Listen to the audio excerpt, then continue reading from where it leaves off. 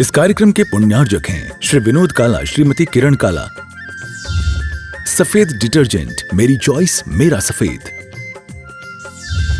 Sparkle, कड़ी चिकनाई हटाए, बदबू दूर करे। चैंपियन ब्लू, रंग हीरो, दाग zero. Shantinath detergent private limited. Sant Shiromani आचार्य गुरुवर श्री विद्यासागर जी महाराज की, परम पूज्य नवाचार्य आचार्य श्री समय सागर जी महाराज की, परम पूज्य गुणायतन प्रणेता, भावना योग प्रवर्तक, तरुणाई के प्रवक्ता पूज्य मुनि श्री प्रमाण सागर जी महाराज की, परम पूज्य मुनि श्री निर्वेक सागर जी महाराज की, परम पूज्य मुनि श्री संदान सागर जी महाराज की, मुनि संघ की। बंधु, आप सभी आज बहुत चर्चित शंका समाधान का कार्यक्रम भोपाल के उपनगर नारायण नगर से लाइव देख रहे हैं। जो भी जिज्ञासु हैं, जो भी अपनी शंका का समाधान चाहते हैं, वो सभी पारस चैनल प्रमाणिक ऐप पर देख रहे हैं। मैं सभी उन भक्तों की ओर से पूज्यवर के श्री चरणों में नमोस्तु करते हुए, हे स्वामी नमोस्तु नमोस्तु नमोस्तु।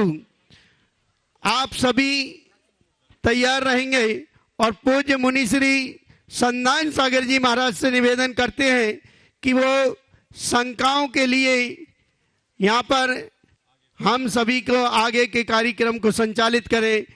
पूज्य मुनि श्री संदान सागर जी महाराज, नमोस्तु महाराज जी। चलते हैं गुरु चरणों में।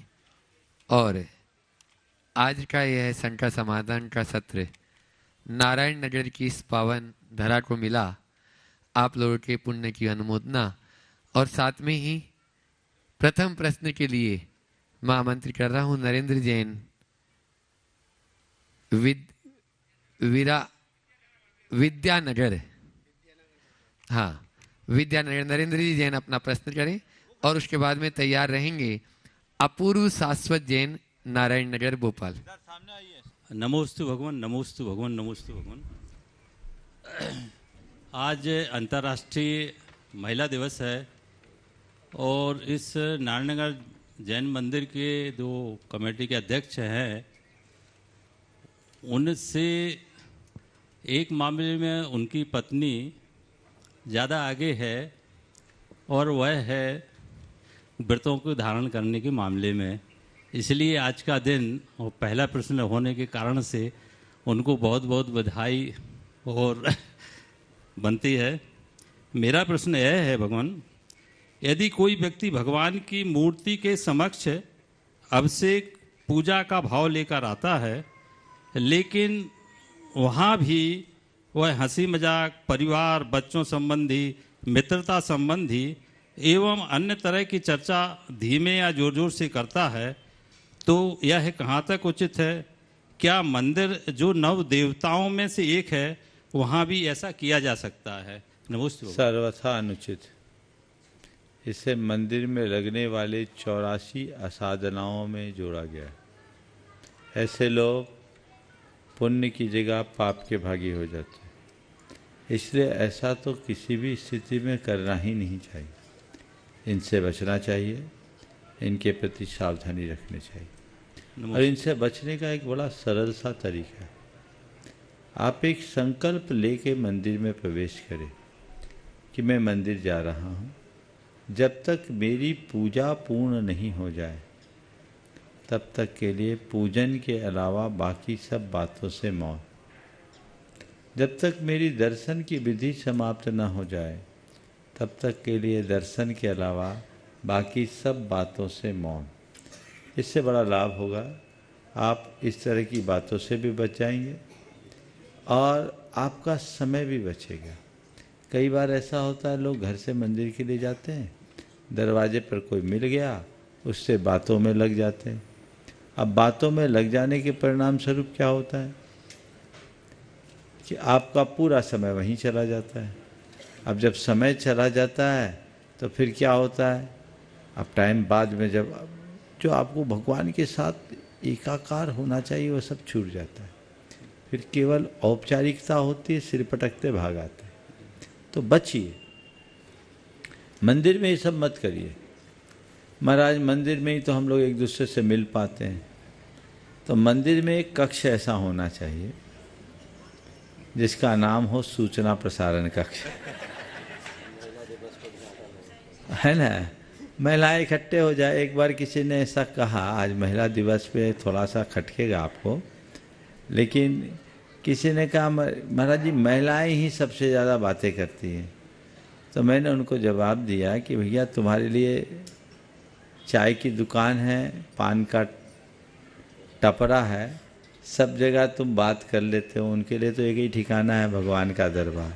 कहाँ जाए बात करने के लिए? लेकिन नहीं, इन सब से बचना चाहिए एक संकल्प के साथ कि जब तक हमारी पूजा विधि संपन्न न हो तब तक हम इस विषय में बात नहीं करें, किसी से कोई बात नहीं करेंगे। और कोई मंदिर जा रहा हो तो जाते समय उससे बात नहीं करें, लौट के आने लगे तो बात करें। तो आप खुद भी अंतराय से बचोगे और दूसरों के अंतराय को भी आप टाल सकोगे। नमस्ते। अपूर्व शाश्वत जी जैन, नारायण नगर, और उसके बाद में तैयार रहेंगी महिला मंडल बाट शिवनिया। कौन है? अपूर्व शाश्वत नहीं है, चलो दूसरा दो। अपूर्व शाश्वत जैन नहीं है, महिला मंडल बाट शिवनिया है उपस्थित नहीं।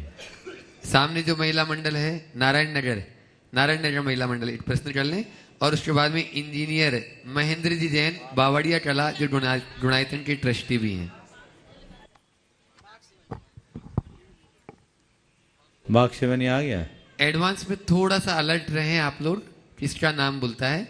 आप प्रश्न करें बाट शिवनिया वाले। हाँ, नमोस्तु महाराज जी, सभी महाराजियों के चरणों में नमोस्तु। इच्छामी महाराज जी। महाराज जी, मेरा प्रश्न नमोकार मंत्र को लेकर है। कल भी आपने नमोकार मंत्र पर से एक शंका का समाधान किया था, उसी को लेकर है।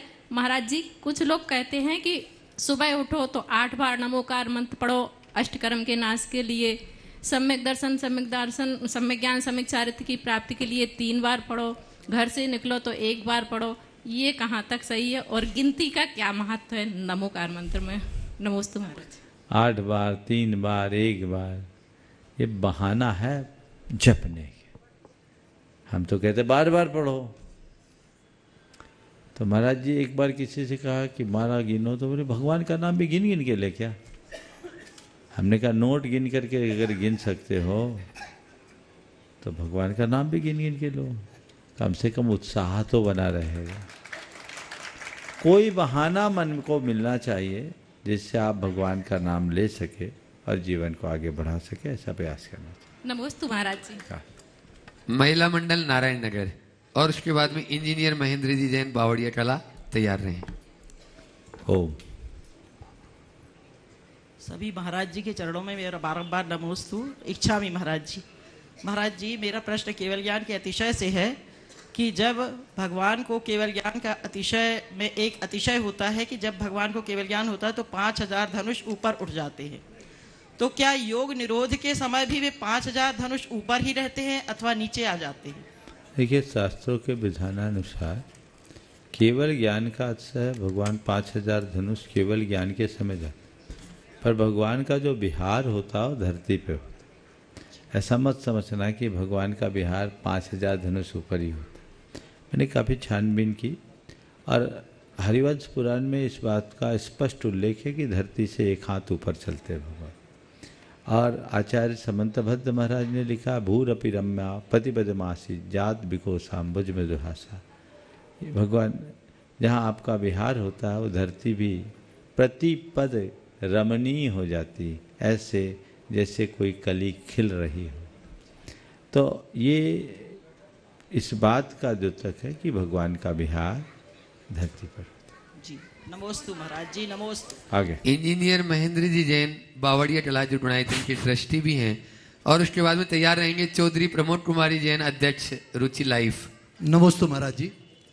महाराज जी, हम लोग देवसास गुरु पूजा केवल रवि किरणों से करते हैं, तो उस पूजन की जो जयमाल है वो 12 भावना से शुरू होती है। तो महाराज जी कुछ विद्वान इसका निषेध करते हैं कि 12 भावना भगवान के सामने हमें नहीं पढ़ना चाहिए। तो महाराज जी मेरी जिज्ञासा ये है कि इसे पढ़ना चाहिए कि नहीं, और यदि पढ़ते हैं तो इसमें क्या दोष है महाराज? मेरा आपसे पूछना है, भगवान के सामने जो 12 भावना बोल रहे हैं इसमें गलत क्या है? भगवान ने तो 12 भावना भाने का उपदेश दिया, ये अति है। 12 भावनाएं भाएं। जो लोग ऐसा कहते हैं उनका दृष्टिकोण यह है कि हम भगवान के गुण गाने की जगह केवल इनको ही उल्लेख करें तो हम क्या करेंगे। पर भगवान के सामने वैराग पाठ भी किया जा सकता है। आप सकल गे गायक तदपि निजानंद रसलीन सो जिनेन्द्र जयवंत नित अरिरज रहस विहीन, उसमें क्या लिखा है? उसमें भी तो यही सब बातें, यही बात है। हाँ, यही है महाराज, है ना? तो उसमें वैराग्य की बात नहीं है, संसार शरीर और भोगों से निवृत्ति की बात नहीं है क्या? है महाराज जी निवृत्ति। तो वो भी भगवान की विनती के रूप में है ना। भगवान की स्तुति के साथ यदि वैराग्य की बातें करे तो मैं समझता हूँ ये अच्छा है, इसे गलत दृष्टिकोण से नहीं देखना चाहिए। कुछ पंक्तियाँ उसकी ऐसी जरूर है जो लोगों को खटकती है, क्योंकि वो बिल्कुल शुद्ध निश्चय की बातें आ गई। अगर व्यापकता से सोचे तो उसमें ऐसी कोई बात नहीं है, लेकिन व्यवहार में व्यवहार की बातों को प्रमुखता देनी चाहिए। इसलिए ऐसी पूजा अगर कोई करता है, भावपूर्ण पूजा है, करने में निषेध उचित नहीं। हालांकि वर्तमान में ऐसी अनेक आध्यात्मिक पूजाएं अब तैयार हो गई है जिनमें आपको अध्यात्म और भक्ति दोनों का पूर्ण आनंद होगा, और जिसमें किसी भी प्रकार का आपको खींचातानी न दिखे, समन्वयात्मक बात दिखे तो उसे प्रमुखता दे। नमस्ते महाराज जी। चौधरी प्रमोद कुमारी जैन, अध्यक्ष रुचि लाइफ और जो गुणायतन से ट्रस्टी के रूप में जुड़े हैं, एक बार जोरदार ताली बजा दीजिए इनके सम्मान में। कैलाश जी के समधी भी हैं, शिरोमणि संरक्षक गुणायतन। प्रश्न कर रहे हैं और उसके बाद में तैयार रहेंगे अपने बीच में जीएसटी के स्टेट त्रय मुनिबंधों के चरणों में बारंबार टैक्स ऑफिसर रुपेश कुमारी जैन, पंच छुल्लक जी के चरणों में बारंबार इच्छामी हूँ। गुरुवार मैं अनुभव कर रहा हूँ कि कुछ बच्चे हाईली एजुकेटेड हो जाते हैं, धर्म से भी जुड़े हैं, धर्म को भी जानते हैं और धर्म का जो मूल है उसको भी समझ रहे हैं, लेकिन कभी कभी क्या होता है, अनायास किसी मुनि संघ के समक्ष जाते हैं तो उनको बहुत नियमों से बांध दिया जाता है या त्याग करवा दिया जाता है।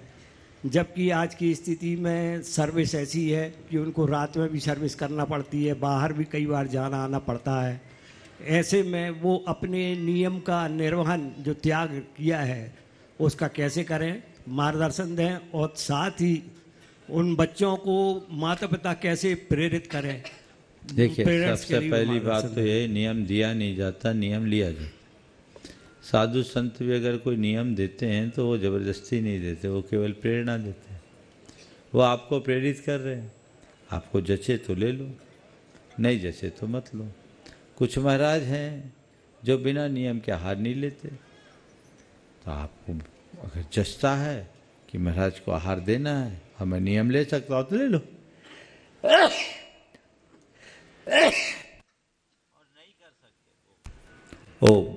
नहीं कर सकते तो आप अनुमोदना से संतुष्ट रहो कि ठीक है, मैं अनुमोदन करता हूँ, जब मेरी योग्यता आ जाएगी तब मैं ले लूँगा।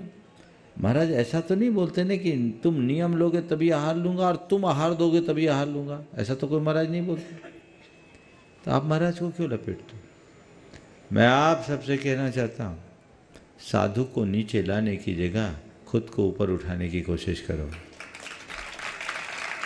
महाराज सरल हो जाए, ये मत सोचो मैं मजबूत हो जाऊं, ये एक प्रयास करो। समझ गए? हालांकि मैं नियम नहीं देता, पर महाराज लोग अगर देते हैं तो आपको लेना चाहिए। मैं भी देना चाहता हूं, पर लगता है इसमें नियम देने में फुटकर दुकानदारी बहुत हो जाएगी, वो इंगेज बहुत हो जाएंगे। अब एक एक को नियम देने के चक्कर में बहुत टाइम देना पड़ता है।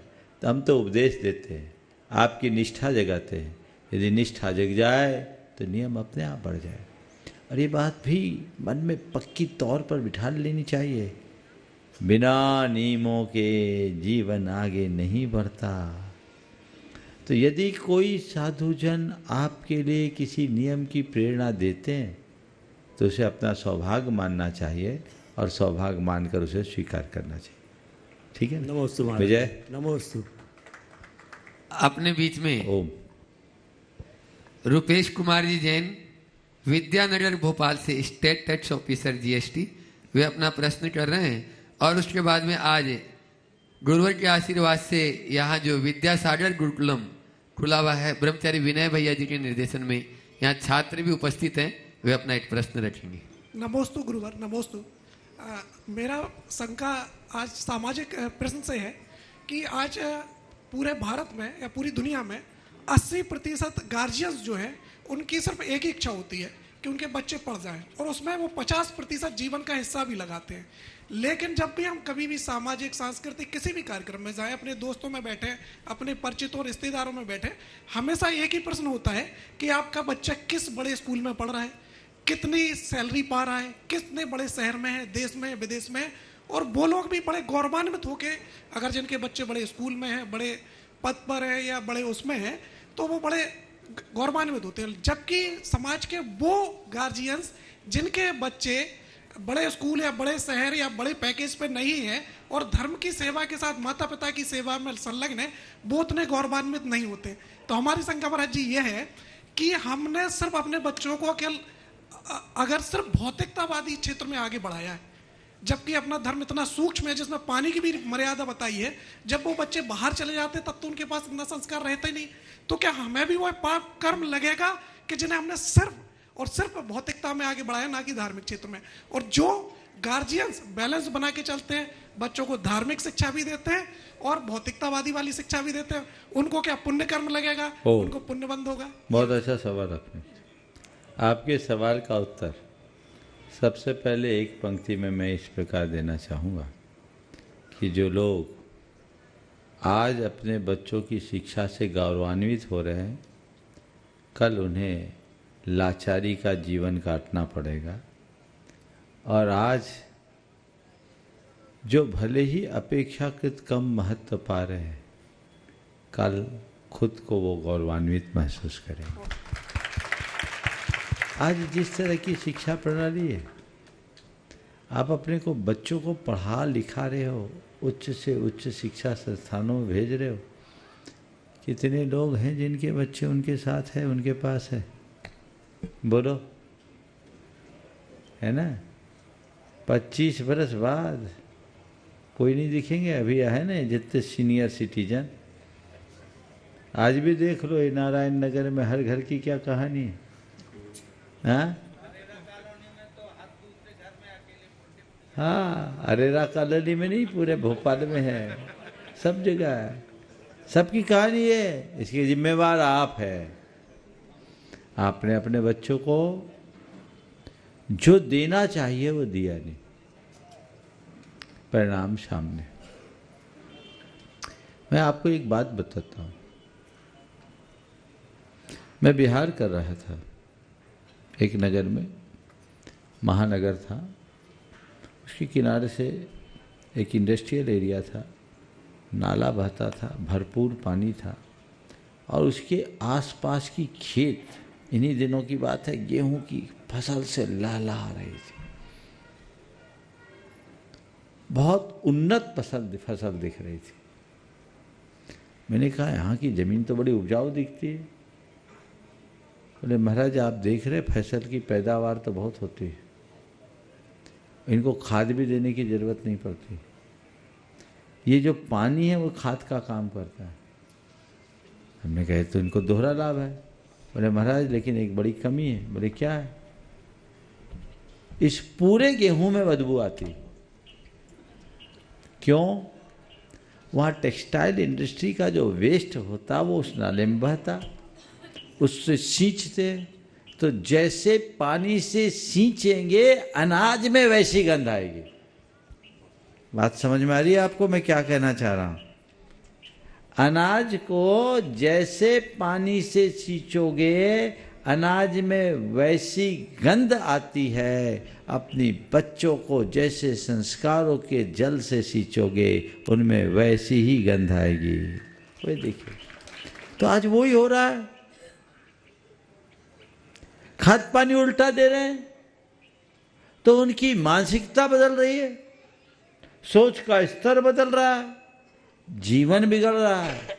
आज आप संतान को जन्म दे रहे हैं और संतान को पढ़ाने लिखाने में अपना सब कुछ झोंक रहे, लेकिन दुर्भाग्य आप सबका ये है कि आप इसके बाद भी अपनी संतान को अपना नहीं बना पा रहे हैं, संतान के सुख से वंचित हो। सबकी कहानी यही है, इसलिए बदलाव होना चाहिए। और उसी बदलाव का उदाहरण लेकर के खड़े हुए ब्रह्मचारी विनय अपनी बात बोले। महाराज जी, पाप कर्म पुण्य कर्म, पुण्य कर्म पाप कर्म तो ठीक है, उनका पापोदय है, बंध भी तो होगा ही, दुर्गति भी भोगेंगे। और जो शिक्षा के साथ संस्कार को गढ़ने का काम भी कर रहे हैं ब्रह्मचारी विनय भी, जैसे महाराज ने बताया, अपने बालकों के साथ में भी। और उसके बाद में प्राची जैन पुत्री डॉक्टर बाबूलाल जी रोकड़ी अठुरई गुणायतन ट्रस्टी वे तैयार रहेंगे। नमस्ते महाराज श्री।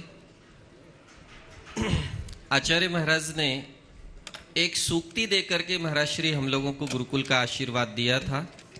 उनकी सूक्ति थी कि आज से 2300 वर्ष पहले आचार्य चाणक्य ने कहा था कि जो समाज अपने शास्त्र पढ़ना बंद कर देता है उस समाज का पतन हो जाता है। इस सूक्ति को हम लोगों ने अपना आधार वाक्य बनाया और विद्या कला और कौशल में निपुण करने के लिए श्री विद्यासागर गुरुकुलम की स्थापना की। ये तृतीय सत्र हमारा प्रारंभ होने जा रहा है।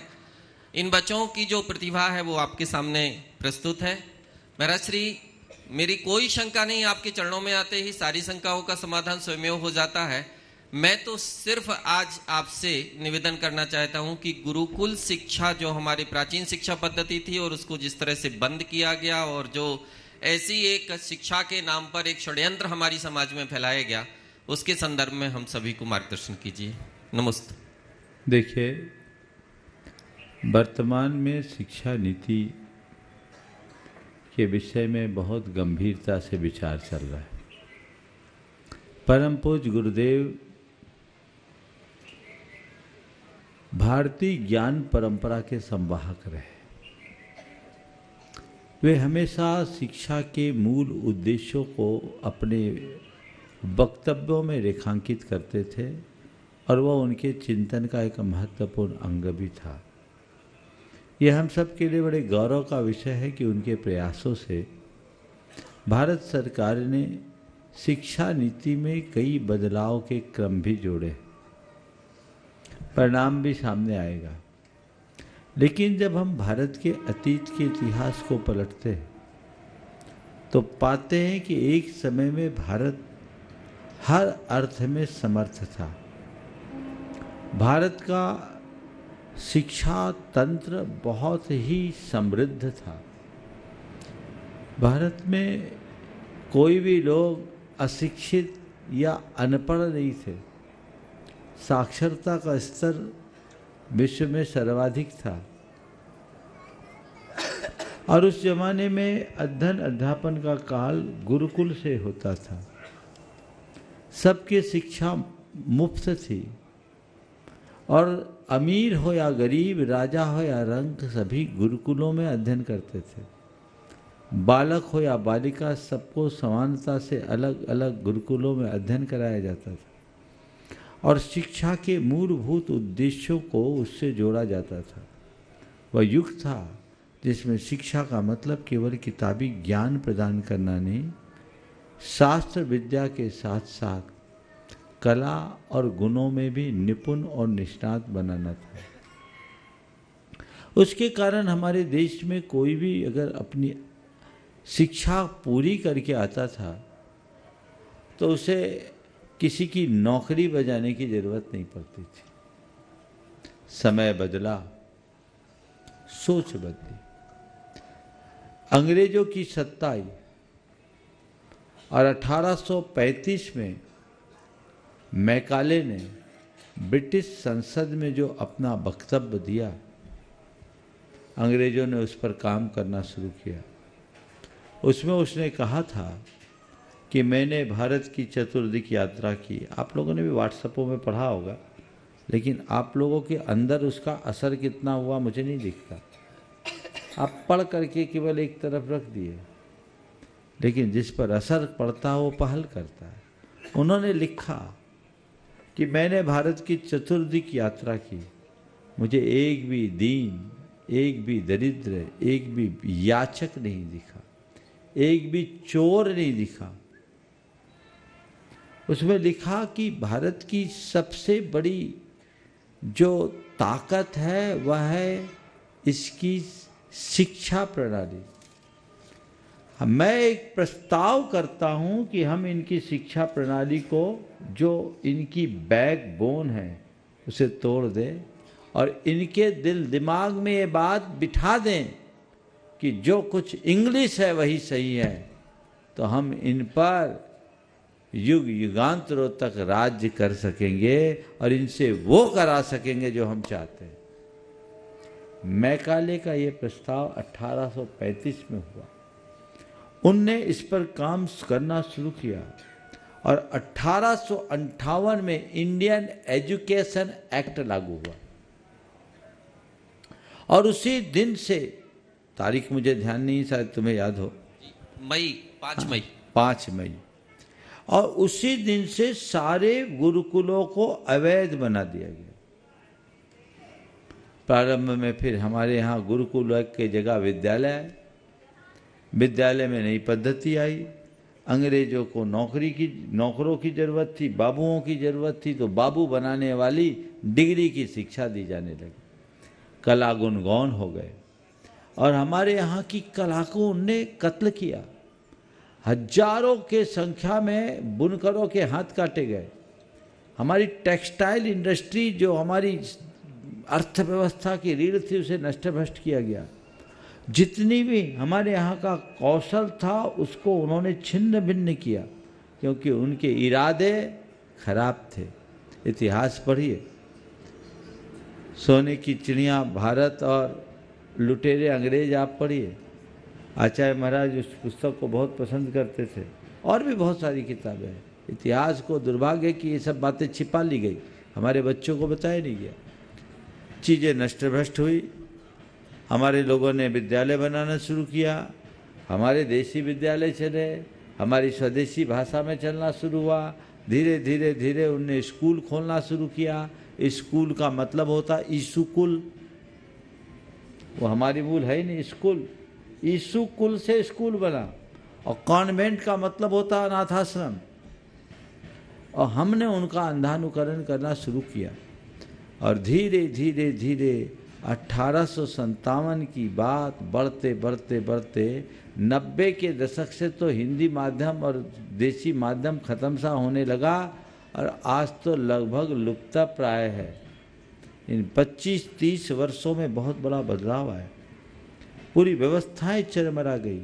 उससे आज की पीढ़ी की सोच बिगड़ी, और उसका कुपरिणाम यह है कि आज पटवारी जैसे व्यक्ति के पद के लिए, पटवारी तो छोड़ो, प्यून जैसे पद के लिए इंजीनियर अप्लाई करता है।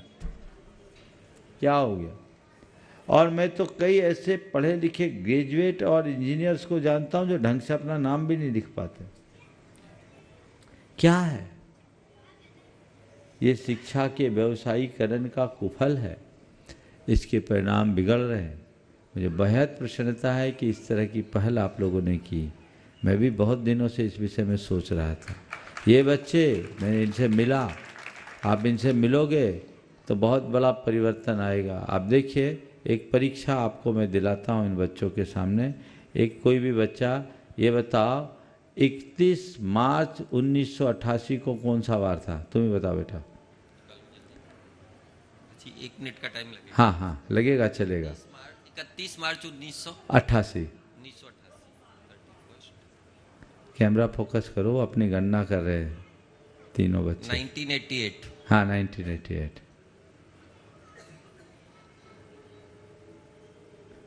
आप लोग अपने गूगल में सर्च कर लीजिए, टैली कीजिएगा। आप पहले सर्च करते कि ये देखिए,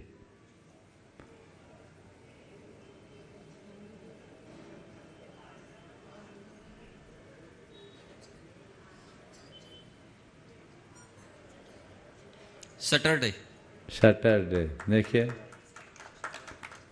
हाँ निकल गया सही। 88 क्या निकला? 31 मार्च 1988, 31 मार्च 1988। अब चलो ठीक है, चूक है। मैं लाइव मेरे कमरे में तो फटाफट बता रहे थे, घबरा गए होंगे ये बच्चे। दूसरा डेट दूं? अभी तो खुल गया है ना। चलो बोलो आप। 30 जून 1967, 67। 30 जून 1967।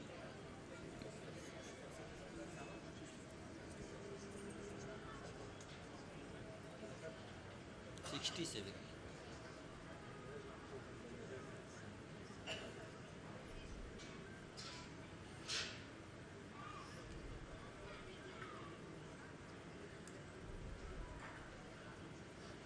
अभी खोलना नहीं।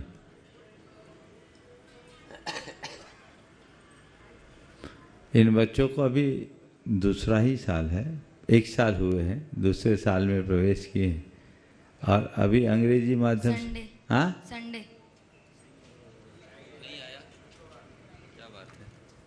चलो कोई बात नहीं, एक बार इन बच्चों के लिए करतल ध्वनि चला जी। चलो फिर भी इनका प्रयास सराहनीय है। ये एक हमारे भारत की विधा है। ये व्यवस्था है कि 5000 साल का पंचांग बताया जा सकता है। हो सकता है बच्चे आज इस लाइव प्रोग्राम में घबरा गए हों, लेकिन मैं चाहूँगा अगली बार और ज़्यादा कॉन्फिडेंस के साथ आए ताकि इनका अच्छा उत्तर दे सके। एक बार इन बच्चों का जोरदार। महर्षि गुरुकुल के लिए प्रेरणा स्रोत आप ही रहे हैं, हमारे गुरुकुल के लिए आशीर्वचन। बहुत बहुत आशीर्वाद। आप आगे बढ़ाइए, जो मैंने आपसे कक्षा में बात की उसी को उस पर ध्यान दीजिए। नमस्ते। चलिए। प्राची जैन, पुत्री बाबूलाल जी रोकड़िया, गुणायतन ट्रस्टी, और उसके बाद में तैयार रहेंगे अपने बीच में अजय राज जी जैन भोपाल। नमोस्तु महाराज जी, नमोस्तु नमोस्तु। महाराज जी, आज के जीवन में पारिवारिक जिम्मेदारियों को निभाते निभाते कहीं ना कहीं महिलाएं पीछे रह जाती हैं अपने लाइफ पार्टनर से, तो उसका बहुत गिल्ट भी होता है कि हम क्यों नहीं कर पाते उतना बराबरी से जिम्मेदारियों, पारिवारिक जिम्मेदारियों के कारण धार्मिक कार्यों में पीछे रह जाते हैं। मुझे काफ़ी गिल्ट फील होता है इस चीज़ का कि मैं कई बार चाह के भी नहीं कर पाती हूँ। देखो, सबसे पहली बात तो मैं आप सबसे ये कहूँगा कि हम किसी से पीछे, हम किसी से आगे भाव क्यों?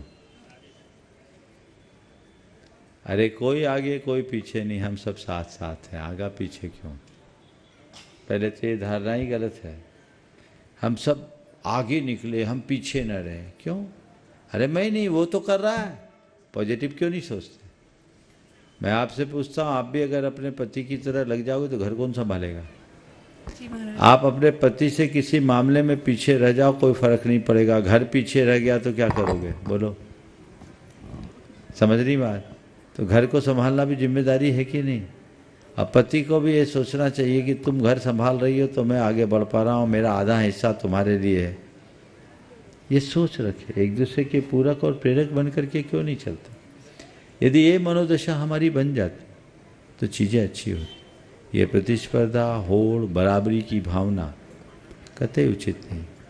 हम तो आप कहेंगे, आपने तो अच्छा सवाल किया, सवाल को मोड़ दिया कि धार्मिक क्षेत्र में पीछे रह जाते हैं।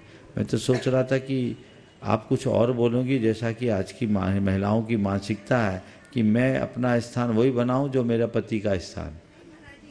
ये तो आपने अच्छा किया, आपके सवाल में एक मोड़ देखा मैंने, बहुत अच्छी बात है। महाराज जी, मुझे बाकी सब में मेरे को ऐसा लगता है कि मैं आपकी बात नहीं कर रहा हूँ, मैं सबकी बात कर रहा हूँ, अच्छी बात है। तो मैं ये कहना चाह रहा हूँ, ये सोच बदलनी चाहिए। हमें ये देखना चाहिए कि जैसे कोई मैच खेलता है ना, तो मैच खेलते समय एक टीम भावना होती है। बल्लेबाजी कोई करे, रन कोई बनाए, जीत टीम की होनी चाहिए। यही होता है ना। ऐसे ही घर में कोई भी व्यवस्था जिसके अंदर जो अनुकूलता वो करे, हमारा परिणाम एक ही है, घर आगे बढ़ना चाहिए, परिवार सुरक्षित होना चाहिए। फिर दूसरी बात, आपने कहा कि मैं धार्मिक क्षेत्र में थोड़ा पीछे हूँ घर की जिम्मेदारी निभाने के लिए। मैं आपसे एक सवाल पूछता हूँ, क्या घर की जिम्मेदारी को अच्छे से निभाना एक गृहिणी का धर्म नहीं है? बिल्कुल है महाराज। तो आप अपने घर की जिम्मेदारी को भुला करके दूसरा धर्म करोगे तो क्या वो अधर्म नहीं होगा? तो आप परेशान क्यों हो रहे? बोले आप वहाँ धर्म करो, हम यहाँ धर्म करते हैं, और थोड़ा समय कम बचता है तो धर्म का तरीका बदल दो। बता दूं? जी महाराज। जितनी देर किचन में हो मौन हो जाओ, नमोकार जपो, जितना पाठ स्तवन आपको याद है वो सुनो, बोलो, पाठ करो, गुनगुनाओ, हो गया धर्म। जी महाराज। उसका क्या होगा परिणाम? भोजन पर सकारात्मक प्रभाव पड़ेगा, आपके भाव विशुद्ध होंगे, और अच्छे विशुद्ध भावों से जब आप भोजन तैयार करके खिलाओगे तो खाने वालों का भाव भी निर्मल हो। ये कर सकते कि नहीं कर सकते? मैं आपके माध्यम से उन तमाम लोग, महिलाओं और पुरुषों को भी कहना चाहता हूँ जो ये कहते हैं कि मेरी व्यस्तता के कारण मैं ठीक तरीके से धर्म नहीं करता। मैं उनसे कहता हूँ, धर्म करने में व्यस्तता आड़े नहीं आती, आड़े आती है हमारी प्राथमिकता। तरीका बदल दीजिए। आप मंदिर में आकर के रोज पूजा नहीं कर सकते, कोई बात नहीं, आप घर बैठे जाप तो कर सकते हैं, ट्रैवल करते समय भगवान का नाम तो ले सकते हैं, मॉर्निंग वॉक करते समय प्रवचन तो सुन सकते हैं, हो गया धर्म। जहां जब जैसी अनुकूलता मिले, मौका मिलते ही मैदान मारिए। समझ गए? आगे बढ़ेंगे। नमस्ते महाराज जी, नमस्ते। हाँ। और अजय राज जी जैन भोपाल अपने पूरे परिवार के साथ में प्रश्न कर रहे हैं, और उसके बाद में मैं उस शख्स को आमंत्रित कर रहा हूं। नारायण नगर में आप लोग सब उनके पुण्य की बहुत बहुत अनुमोदना कर रहे हैं, और साथ में ही पुण्य कोई मॉल में नहीं मिलता, पुण्य तो गुरुवर के चरणों के माहौल में मिलता है। बस गुरु चरणों को पकड़ लो, आपके पास में ही वह पुण्य दौड़ा दौड़ा आएगा। राजेश श्वेता जैन गुणायतन ट्रस्टी वे तैयार रहेंगे और वे अपना प्रश्न करेंगे। उसके पहले अनुभव सर आप अपनी बात, तैयार है अनुभव? हाँ, अपनी बात रखेंगे। अजय राज जी जैन आप अपना प्रश्न करें, फिर अनुभव भैया। त्रय मुनिवर को त्रयवार नमोस्तु, छुल्लक जी को इच्छा में। महाराज जी, कल का प्रश्न मेरा अधूरा रह गया, बट मेरा प्रश्न क्या, अब तो मैं अपने बेटे का प्रश्न मैं कहूँगा इसके लिए। जैसा कि उसने IIT हैदराबाद में प्योर वेज मैथ्स चालू की थी, उस समय उसे अपनी मेजॉरिटी प्रूफ करनी थी, तो उसने जैन बच्चों के साथ भी मेजॉरिटी प्रूफ करके जैन मैथ्स तो चालू करवा दी, और अपने प्रयासों से जैन फूड भी उसमें उपलब्ध हो रहा है।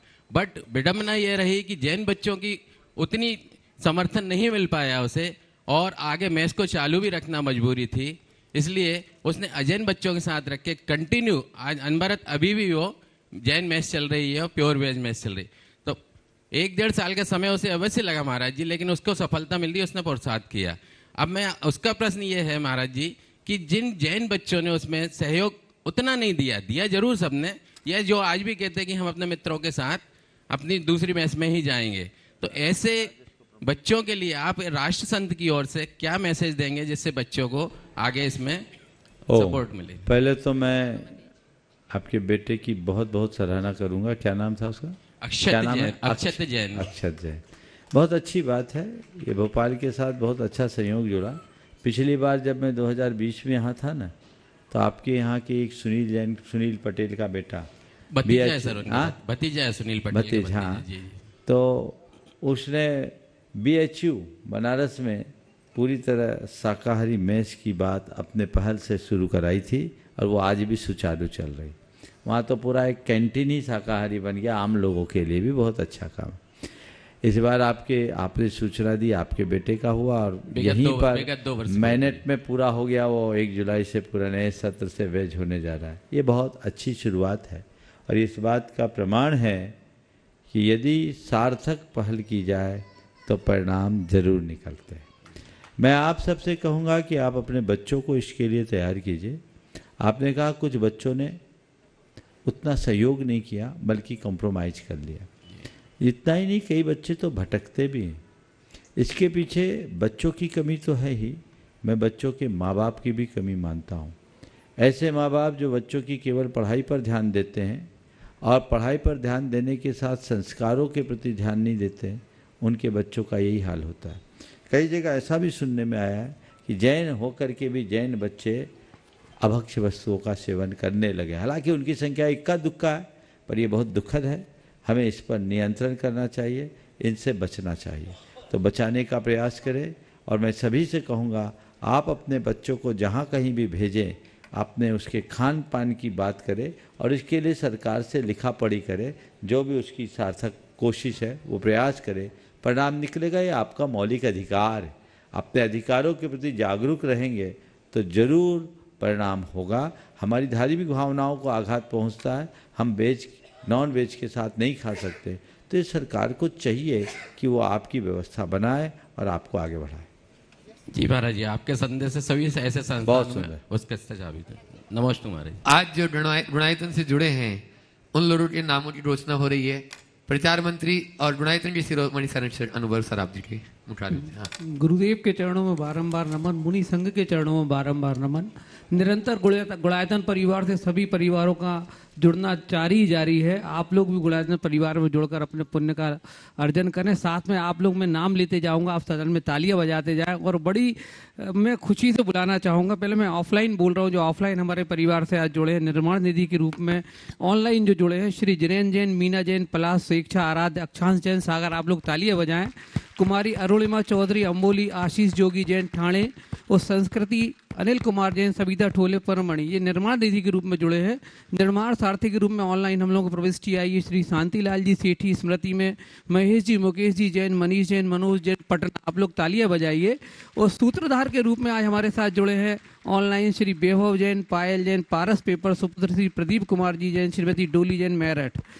और ऑफलाइन आज हमारे साथ लोग जुड़े हैं, वो लोग साथ में आएंगे, हम मंच पर बुलाएंगे। मंच के नीचे आप लोगों को आना है।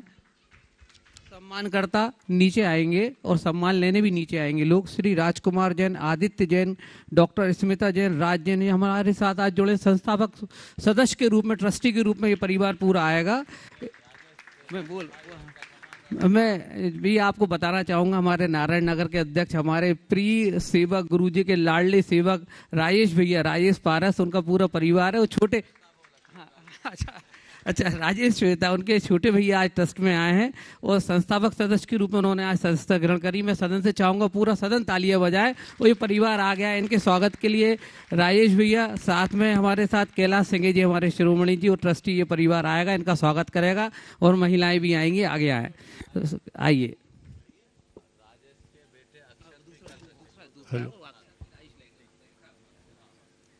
इसी क्रम में मैं चाहूंगा कि एक बार फिर सदन में तालियां बजना चाहिए। श्री अक्षत जैन, श्री राजेश जैन, ये राजेश भैया के बेटे हैं। इन्होंने भी आज संस्थापक सदस्य के रूप में आज सदस्यता लिए गुणायतन परिवार की। देखिए ना कैसा परिवार है, दोनों भैया बेटा सभी लोग गुणायतन में आ रहे हैं। हम तो राजेश भैया को बहुत ऊपर देखना चाहते हैं गुरुदेव। पिताजी को बेटे ने फोन किया और हाँ, बॉम्बे से फोन लगाया गुरुदेव उन्होंने। ये आप तालियां बजाइए इस बात को सुन के भी, गुरुजी जो बोल रहे हैं। आज पूरा परिवार गुणायतन में हो गया। आप लोग अपना पुण्य बढ़ाए। हाँ करो।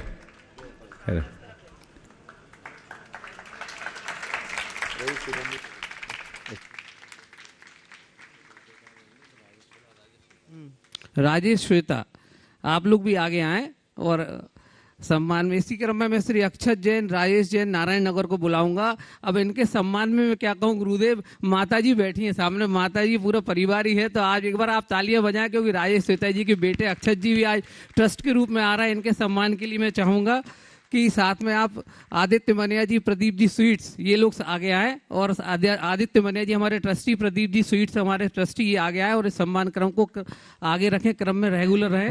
देखिए भाई, मैं राजेश श्वेता के विषय में कहना चाहूँगा, इस पूरे परिवार के विषय में ये पूरा परिवार भोपाल का एक आदर्श परिवार, गृहस्थ अवस्था में विरक्ति में जीवन जीने का उत्कृष्टतम उदाहरण। आप इनके बारे में सब जानते हैं। साल में लगभग 100 दिन से 150 दिन तो उपवास और मौन रहता है, वाहन तक का त्याग करते हैं 200 दिन, और इतने संयम साधना के साथ रहते हैं। ब्रह्मचर्य की आराधना तो इनकी बहुत दिनों से चल ही रही है।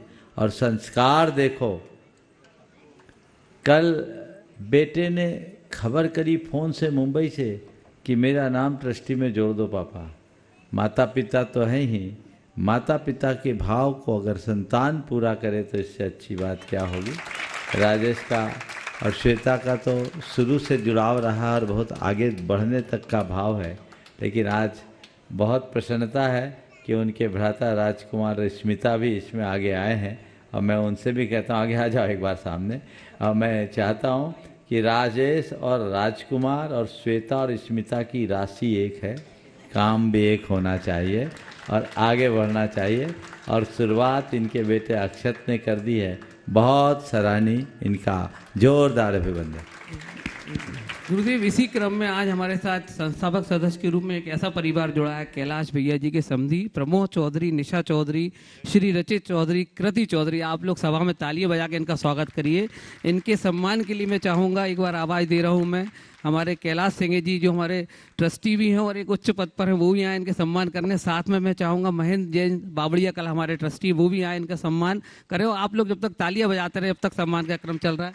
और डॉक्टर राजेश मुझे देख रहे हैं, डॉक्टर राजेश भी आ गया है, मंगलवार डॉक्टर राजेश मंगलवार आ गया है। सम्मान का क्रम चालू, आप लोग तालियां बजाते रहे, आप लोग तालियां। निर्मल जैन टीआई साहब भी मुझे दिख रहे हैं, वो भी आ गया है। और आज सम्मान के क्रम को कंटिन्यू करें और साथ में आप लोग तालियां बजाते रहे। मैं पुनः नाम ले रहा हूँ, आज जो सामने हमारा सम्मान हो रहा है, श्री प्रमोद चौधरी जी, निशा चौधरी जी, रचित चौधरी जी, कृति चौधरी, रुचि लाइव भोपाल। आप सम्मान कराइए डॉक्टर साहब, आप हमारे ट्रस्टी गुड़ाए थे कि आज आप परिवार सम्मान में आ रहा है, चौधरी परिवार आइए। हाँ, आप लोग तालियां बजाइए, क्रम तो चल ही रहा है, कोई ले रहा है कोई दे रहा है, आप तो तालियां बजाइए जी। आज हमारे संस्थापक सदस्य के रूप में ये परिवार जुड़ा है। नमोस्तु। हाँ, श्वेता, राजेश जी, श्वेता जी अपना प्रश्न करेंगे और साथ में राजकुमार स्मिता जी भी रहेंगे, वे भी एक प्रश्न करेंगे। समय कम है, थोड़ा जल्दी कर लेंगे। माइक वहां तक पहुंचाएं शीघ्रता से। और उसके बाद में तैयार रहेंगे लाल घाटी से अपने बीच में वहां के अध्यक्ष और उनका पूरा परिवार, निर्मल जी जैन का परिवार। हाँ,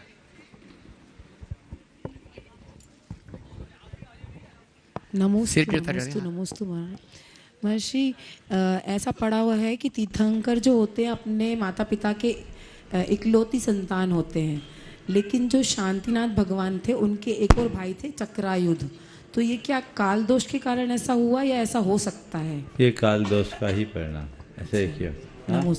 हाँ, एक ही माँ के दो नहीं होंगे। हाँ, एक माँ के एक। ये चक्रायुध और ये दोनों एक ही माँ के थे क्या? हाँ, और वो गणधर बने थे। हाँ ठीक है, सही है, गणधर बने थे उनके। हाँ बहुत सुनो। हाँ राजकुमार जी बोलो। हाँ, नमोस्तु महर्षि। मैं ये जानना चाह रही थी कि प्रतिक्रमण जैन धर्म में एक कर्म के रूप में जाना जाता है। मेरा प्रश्न ये है कि क्या कर्म से भी भाग्य बदलता है? ये दोनों जुड़े हुए हैं। देखिए, प्रतिक्रमण एक कर्म नहीं है, प्रतिक्रमण एक आत्मशुद्धि की प्रक्रिया है। हम प्रतिक्रमण करके अपनी आत्मा की शुद्धि कर सकते हैं। कृत दोष निराकरणम परिक्रमणम, किए गए दोषों के निराकरण का नाम प्रतिक्रमण। हम लोगों का अनुभव है, हम लोगों का ये अनुभव है कि किसी के प्रति जब तक मन में कटुता होती है, देखते ही आग लगती है, लेकिन एक बार हम उसे क्षमा कर देते हैं, सब बातें भूल जाते हैं, होता है। तो इसी तरह प्रतिक्रमण में हम अपने द्वारा किए गए दोषों का परित्याग करते हुए शुद्धि करते हैं, सबसे क्षमा मांगते हैं, सबको क्षमा करते हैं, तो प्रतिक्रमण होता है। तो वो हमारे सारे दोषों की शुद्धि कर देता है। इसे कर्म कांड के रूप में ही न देखे, ये एक ऐसी आध्यात्मिक प्रक्रिया है जो हमारे संपूर्ण जीवन को रूपांतरित करती है, इसलिए उसका ध्यान रखें। नमोस्तु। निर्मल जी जैन लाल घाटी के अध्यक्ष, अजय जी जैन, ज्योति जैन, मुकेश जैन, सुधीर जी जैन उनके साथ में हैं। वे अपना प्रश्न कर रहे हैं। निवेदन है, सभी समाज का निवेदन है कि लाल घाटी जैन मंदिर शांतिनाथ जिनालय मंदिर परिसर में तो आप गुरु जी के चरण पड़ जाएं। ओम ओम। चलिए, प्रश्न ये है। हाँ, सवाल है तो बोलो जी, कि जनता के द्रव्य, समाज के द्रव्य से मंदिर और संत निवास बनते हैं, मगर संतों के रुकने की जब बात आती है तो कुछ जगहों पर ऐसा सुनने में आता है कि वहाँ पर संतों की जगह अपने बारातियों को या यात्रियों को ठहराने की व्यवस्था कर दी जाती है कि ऐसा क्यों? आपका मैसेज जाएगा तो बहुत क्लियर ये हो तो जाएगा। उन्हीं से पूछो ऐसा। हाँ, अब क्या करना चाहिए सो मैं बता रहा हूँ। ऐसा वो क्यों करते वो जाने, हमें क्या बोलो। शोक काज नोटिस उनको दो कि भैया आप ऐसा क्यों कर रहे हैं, आपकी कोई मजबूरी है क्यों? देखिए, संत निवास साधु वसति का कहलाती है, वो साधुओं के लिए होना चाहिए। हाँ, कई स्थलों पर स्थानाभाव होने के कारण यदि इस तरीके से बनाया जाए जो मल्टीपर्पज हो, साधु संत हमेशा नहीं आते, तो वो सामाजिक उपयोग में भी हो जाए और साधु संत आए तो वह भी वहाँ रह सके, तो मैं उसके विषय में निषेध नहीं करता। लेकिन साधु संतों के रहने पर उनको तो जगह न मिले, बारात के लिए बुकिंग हो जाए, ये गड़बड़ है। एक दो बार ऐसे भी प्रसंग आए कि कहीं कोई संघ आया और वहाँ साधु रुक नहीं पाया। बोले क्यों? बोले हमारे यहाँ तो बारात। अब बात सही है, वो एडवांस बुकिंग है, हमारा लोग तो बुकिंग करना जानते नहीं। तो क्या करोगे तुम? धर्मशालाओं में अगर आप संत निवास जोड़ोगे तो ये समस्या आएगी। इसलिए हर समाज में कुछ स्थान ऐसा होना चाहिए जो केवल संत निवास के लिए हो। बसति का, संत निवास नहीं, साधु वसति का। जहाँ साधु, मैं तो हमेशा हर जगह साधु बसति का बोलता हूँ, तो साधु बसति का बनाना चाहिए, उसे प्रोत्साहित करना चाहिए, जिससे एक अच्छी परंपरा की शुरुआत हो। उस साधु वसति का आप दूसरा उपयोग कर सकते हैं स्वाध्याय कक्ष के रूप में। अष्टमी चतुर्दशी को आप उपवास करो, दिन भर वहाँ बिताओ, घर त्याग करके रहो 24 घंटा वहाँ, शास्त्र का स्वाध्याय करो, सामायिक करो, पूजा पाठ करो। मंदिर में आपको डिस्टर्ब होगा, वहाँ आपको डिस्टर्ब नहीं होगा, आपसे भी डिस्टर्ब नहीं होगा। आप उस स्थान पाठशालाएं चलाओ, पर पाठशालाओं के लिए भी अलग से जगह होना चाहिए। महाराज आए तो पाठशाला बंद, वो भी नहीं होना चाहिए। ये सब चीज़ें जरूरी है, मंदिर के आनुषांगिक अंग हैं, इनको अपनाना चाहिए। बंधुओं, आज नारायण नगर वालों का योग बन गया। अब कल मंगलवारा का भाग्य जग रहा है तो रविवार पर मंगलवारा। कल प्रातः काल का प्रवचन मंगलवारा में होगा, केवल प्रवचन तक की छूट। हाँ, वहीं चरिया तो वहीं से कहीं से उठ के कहीं, उसमें कोई दिक्कत नहीं है। मंगलवारा चौक बराबर है। अब मंगलवारा से आहारचर्या के उपरांत हम चौक में प्रस्थान करेंगे। आगे की प्रक्रिया चौक से मालूम पड़ जाएगी, है ना। आज यहीं पर विराम। बोलिए परम पूज आचार्य गुरुवर श्री विद्यासागर जी महाराज। और यहाँ के पाठशालाओं के बच्चों का प्रश्न रह गया क्या? अरे तो बच्चों का तो पहले बुलाना चाहिए। पाठशाला के बच्चे कर लेंगे, चालू करो भैया। पाठशाला, बस पाठशाला के बच्चों को पहले उठाना चाहिए। नहीं, वो बाद में लेट आया ना। ओह अच्छा, चलो दो। स्वस्ति जैन वो प्रश्न कर लेगी, और डॉक्टर स्मिता राज जैन जो प्रोफेसर सेज की हैं वे यदि कल आए तो अच्छा रहेगा। हो गया, वही बोलो। मैं राष्ट्री के चरणों में नमोस्तु नमोस्तु नमोस्तु, शुल्लक जी के चरणों में इच्छामी इच्छामी इच्छामी। मैं राष्ट्री, हमारा प्रश्न ये है कि जो वर्तमान काल में तीर्थंकर होते हैं, उनके चिन्ह अलग अलग होते हैं, पर जो विदय क्षेत्र में तीर्थंकर होते हैं उनके चिन्ह सेम होते हैं, तो उनकी पहचान कैसे करें? कृपया मार्गदर्शन करें। देखो, हमारे मूल आराध्य तो यहाँ के तीर्थंकर हैं। विदय के तीर्थंकरों में तो उनके नाम लिख दिए जाते हैं, चिन्ह कहाँ रहते हैं? चिन्ह रहते हैं क्या? हाँ हाँ, क्या चिन्ह बनाते? बैल, वो तो सिमंदर स्वामी का, और बाकी अलग अलग चिन्ह रहते हैं, एक रहते हैं? अलग अलग हैं, तो अलग अलग है बेटा, एक नहीं है, ठीक है, उसको देख लेना। चलिए,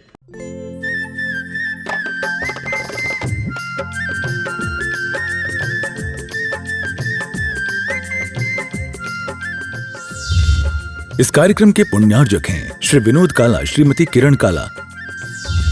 सफेद डिटर्जेंट, मेरी चॉइस मेरा सफेद। स्पार्कल, कड़ी चिकनाई हटाए, बदबू दूर करे। चैंपियन ब्लू, रंग हीरो, दाग जीरो।